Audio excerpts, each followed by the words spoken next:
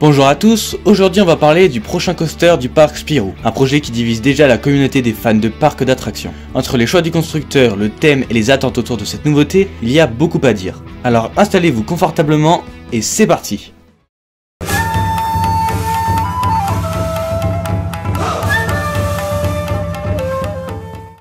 Avant de commencer, je tiens à dire que je suis un énorme fan de l'anime Naruto, univers sur lequel ce coaster sera basé. Pour moi, cette licence est parfaite pour un parc d'attraction, mais est-ce que le parc Spirou est vraiment l'endroit idéal pour ça? La transition entre cette nouvelle zone et le reste du parc sera cruciale. Si c'est bien fait, par exemple avec des portes d'entrée immersives qui rappellent le village du manga, alors là, je dis oui.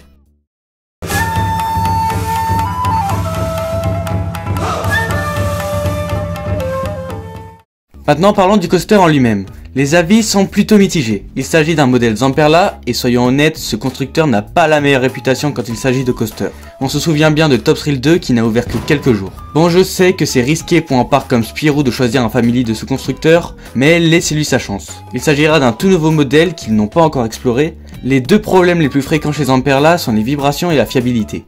Mais encore une fois, il s'agit d'un nouveau modèle, donc à tout moment ils ont réussi à corriger ces problèmes. D'autant plus que là c'est du family, alors ça ne devrait pas vibrer tant que ça. Difficile de juger à l'avance, l'on-ride virtuel qui a été présenté n'aide pas, la vitesse perçue sur l'on-ride est totalement différente de celle de l'off-ride, mais attention, ce rendu n'est sûrement pas définitif. Et puis bon, ce n'est qu'un on-ride virtuel après tout. Malgré les critiques, je trouve que l'idée d'avoir un multi-launch dans un parc de cette taille est un vrai plus. On parle d'un parcours avec des éléments variés comme des S-turns, une spike, une partie backward et même quelques airtime. Tout ça dans un petit parc, c'est loin d'être négligeable. L'attraction fera 670 mètres de long, 32 mètres de haut et atteindra une vitesse max de 75 km/h.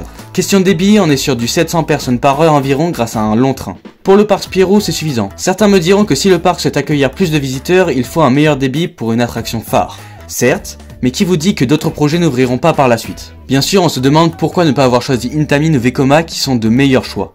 Eh bien oui, ça aurait été mieux. Mais je peux comprendre car ces constructeurs sont bien plus coûteux je pense. Spirou semble avoir cherché un compromis entre attractivité et budget. Car oui, ça aurait été mieux que le layout soit un peu plus court, comme ça ils auraient eu le budget pour prendre du Vekoma ou du Intamin, voire même du Gearschlower. Mais bon voilà, c'est comme ça, Spirou préfère avoir un long layout pour attirer plus de visiteurs lambda. Alors, est-ce que ce coaster vaudra le coup? Pour moi, ça pourrait être une belle surprise. Quand je compare à d'autres attractions familiales comme Wakala à Bellward ou Pegasus Express au parc Astérix, ce nouveau coaster pourrait bien se démarquer.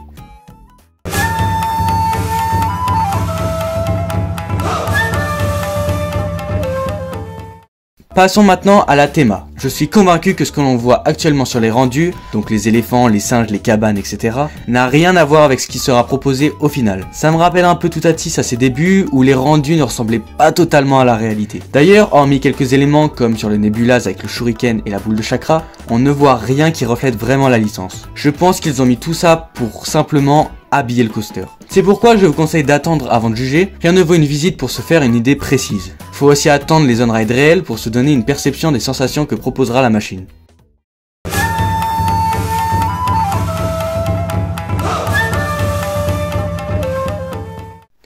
En résumé, même si ce projet soulève des questions, il ne faut pas enterrer le parc Spirou ni Zamperla trop vite. Ce parc, souvent critiqué par la communauté ou par moi-même, semble vouloir évoluer et proposer des nouveautés ambitieuses. Alors gardons l'esprit ouvert et attendons de voir ce que cette nouveauté nous réserve.